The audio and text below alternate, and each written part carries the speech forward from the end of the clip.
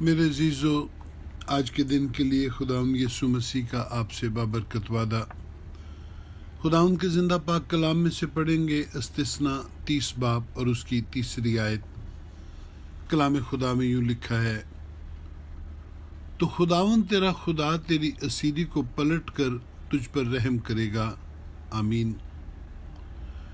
اس مقام سے آگے بنی اسرائیل ملک کنعان میں داخل ہونے والے ہیں۔ سو قبل اس کے کہ وہ اس ملک پر قبضہ کرے، موسیٰ نے ان کو دوبارہ سے شریعت سنائی۔ اس نے ان کو برکت اور لعنت اور زندگی اور موت کے بارے میں پوری تعلیم دی، اور اس نے ان کو جتا دیا کہ نافرمانی کے سبب سے بیماری، وبا، موت، قحط اور غیر اقوام کی اسیری تجھے آ دبائے گی۔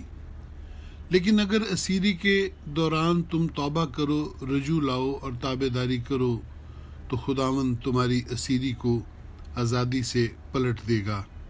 یہ خداوند کی شفقت اور معافی کا وعدہ ہے۔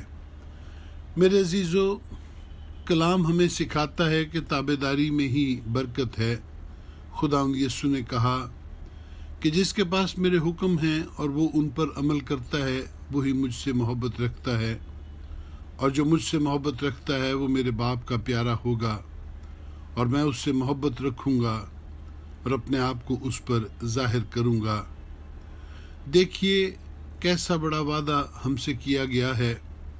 خداوند تابع داری کے وسیلے ہم سے محبت رکھے گا، ہماری زندگیوں میں سکونت کرے گا اور اپنا مکاشفہ ہمیں بخشے گا، وہ اپنا اطمینان ہمیں بخشے گا۔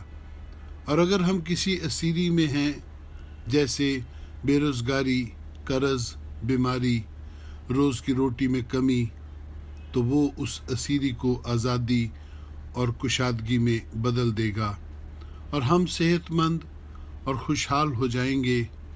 تب ہم قرض لینے والے نہیں بلکہ قرض دینے والے ہوں گے، ہم باعث برکت ہوں گے۔ آمین ثم آمین۔ خداوند آپ کو برکت بخشے۔